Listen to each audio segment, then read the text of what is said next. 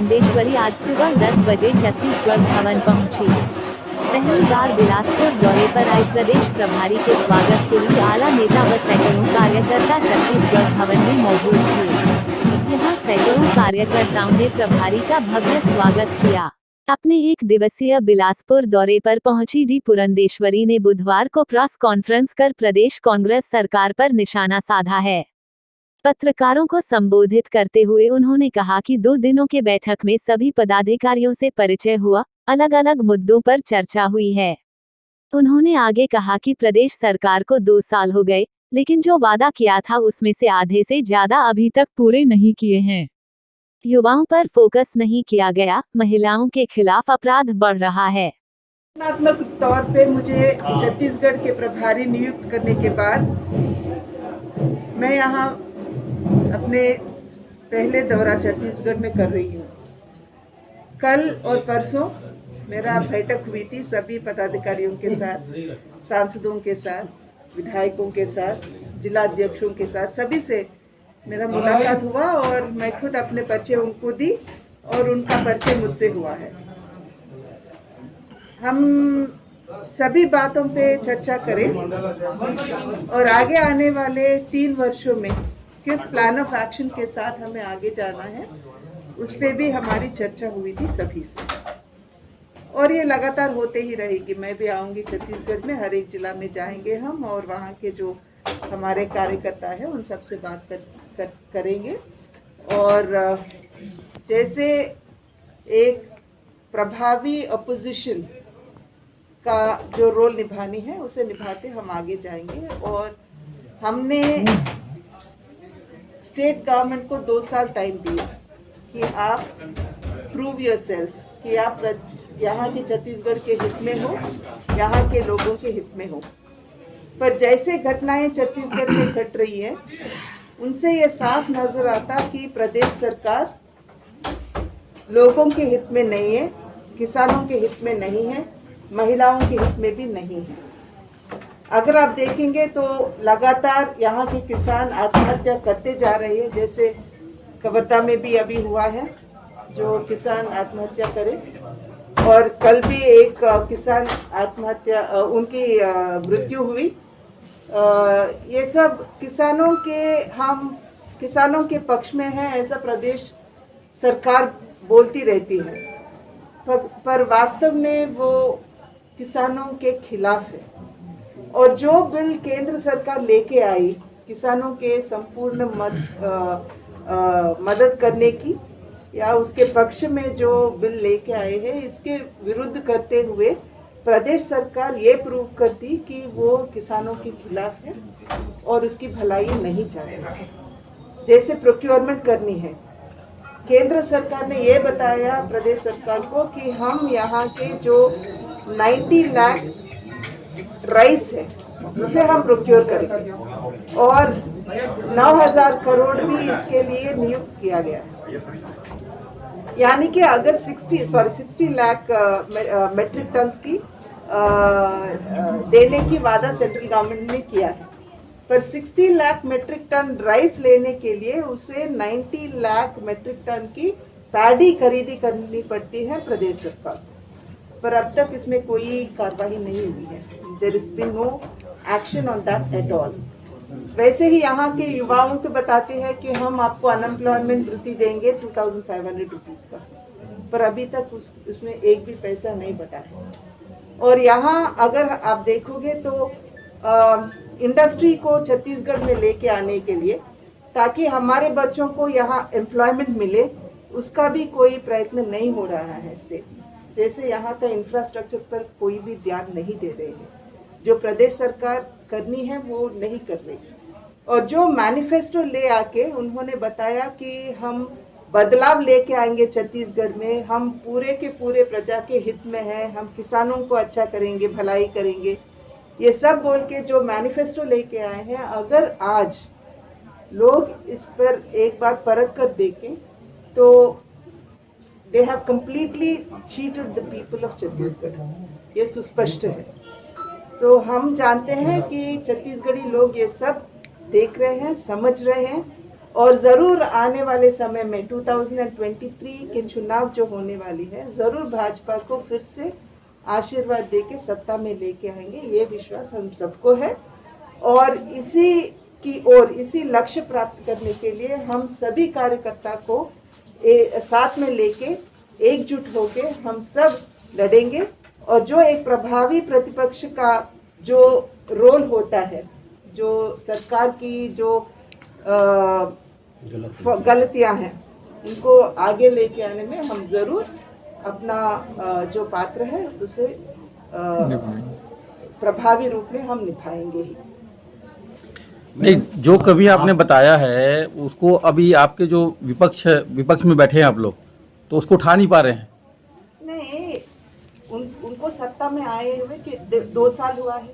2 साल का समय तो हमें देना है उनको। पहले लोगों को ये समझना है कि वो विफल हुए हैं, तो we have given them the time.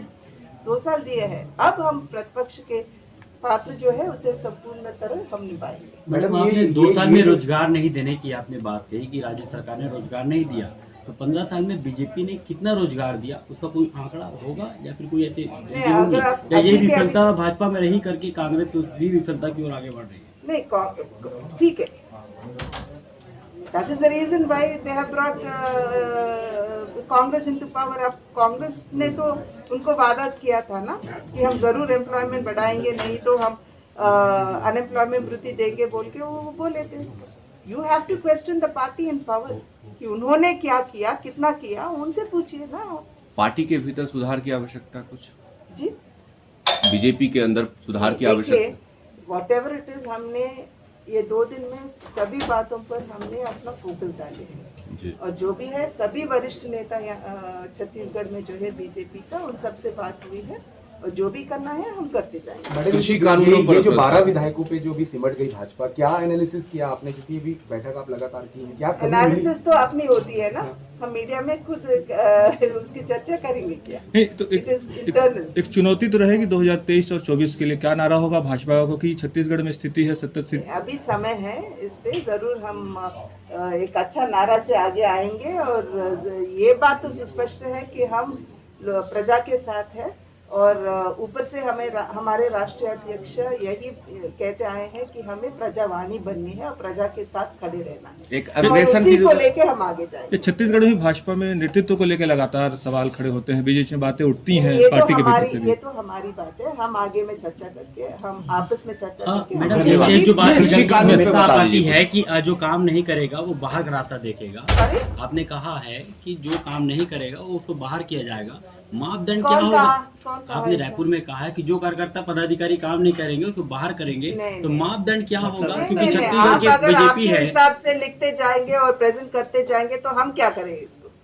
हम यही बोले कि हम सब एकजुट होके एक ही बात पर खड़े होके हम आगे जाएंगे, हम एक परिवार के समान हम आगे जाएंगे। लेकिन नए चेहरों को मौका मिलेगा आने वाले दिनों में, नए चेहरों को मौका मिलेगा जिस तरह से लोकसभा चुनाव जो भी प्रभावी होंगे उनको मौका। कृषि कानून पे बता कृषि बिल को एक बार बता दीजिए। लेकर आपका अपना रुख क्या है व्यक्तिगत? मैं अगर आज आप देखोगे तो विपक्ष की पार्टियां सभी जो हल्ला गुल्ला मचा रहे हैं, हम कांग्रेस से यही पूछने वाले हैं और आपके थ्रू हम पूछते हैं कि जो समर्थन वो करे।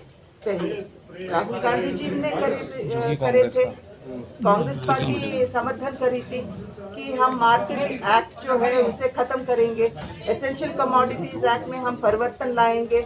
अमरिंदर सिंह जी ने पेप्सिको को आगे ले आके वो फूड प्रोसेसिंग में उनका सपोर्ट किया था, समर्थन किए थे। तो उन सब पे उसको जवाब देना है। हमारा मानसा यही है कि हम किसानों के साथ खड़े रहें, हम मार्केट यार्ड को खत्म नहीं करने वाले। ये सुस्पष्ट हम आपके थ्रू लोग प्रजा को बताना चाहते हैं कि हम मार्केट यार्ड को खत्म नहीं करने वाले। अंग्रेजों की तरह काम कर रही है कमोडिटीज एक्ट के अंदर जो किसान की एग्री प्रोड्यूस है वो भारत देश में कोने कोने में जहाँ पे भी उनको अच्छी प्राइस मिल सकता है वहाँ वो बेच सकता है टेक्नोलॉजी के। एमएसपी को लेकर एमएसपी स्पष्ट नहीं है, अंग्रेजों की तरह एमएसपी काम को कर रही लेकर है। कानूनी बाध्यता की बात, एमएसपी की बात क्यों हो रही? एमएसपी की की बात इसलिए हो रही क्योंकि किसानों की अपनी जो उपज है उसको लेके उसे सही मायने में प्राइस नहीं मिल रही। पर हम कह रहे हैं कि जहां पे भी आपको अच्छा प्राइस है आप बेचो उसे। जहां पे भी किसान को अच्छा प्राइस मिल सकता है वहां वो बेच सकता है, कोई रोक नहीं हो, कोई रोकेगा नहीं। और इससे पहले अगर किसान अपने प्रोड्यूस को कहीं पे भी लेके जाना है तो उस पे केसेस होता था, जैसे यहाँ पे भी होते थे। पर अब वो भी खत्म। You can take your produce anywhere to any state, any district, any place in the country. Madam, लेकिन एसेंशियल कमोडिटी एक्ट में जो संशोधन किए हैं उसका वास्ता तो नागरिकों से भी है ना, किसान को तो थोड़ी, नागरिकों को क्या जवाब दें? नहीं, नागरिकों का क्या जवाब? आपने जो भंडारण की बात आती अधिनियम है, में गोदाम का जो क्षमता है उसको जो ना खत्म कर दिया, फ्री लॉन्च से कितने स्टॉप कर लिया। नहीं, सी अल्टीमेटली गोडाउन्स को भी हम सब्सिडी देके कंस्ट्रक्शन करवा रही है central government. Why don't you talk about that? State government को अगर गोडाउन्स होनी है तो उसके थ्रू वो ले सकता है ना राशि, कौन रोकता है स्टेट गवर्नमेंट? गोदाम को सब्सिडी दें, लेकिन जो आवश्यक वस्तु अधिनियम से कंस्ट्रक्शन आलू प्याज जैसी एसेंशियल कमोडिटी को हटा दिया है, उससे तो आम आदमी सीधा प्रभावित हो रहा है। नहीं होगा। और आज भी महंगाई है 50-55 के लिए। Agriculture is in the state government के अंडर है, वो खुद सपोर्ट कर सकते हैं।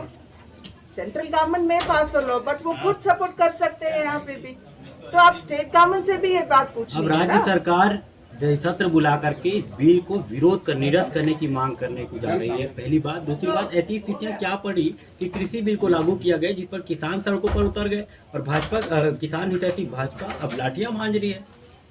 देखिए, यहाँ किसान, अगर आप किसानों से पूछोगे कि उसको क्या होना है तो वो पहले कहेगा कि मुझे अच्छा प्राइस मिलना है मेरे प्रोड्यूस के लिए, उसका प्रावधान बिल में है।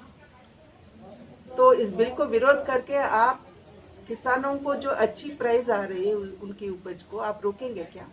ये lack of this is a great question to the people, to the opposition parties and the Congress party. एक मिनट जाना है, लौटना भी है। अच्छा,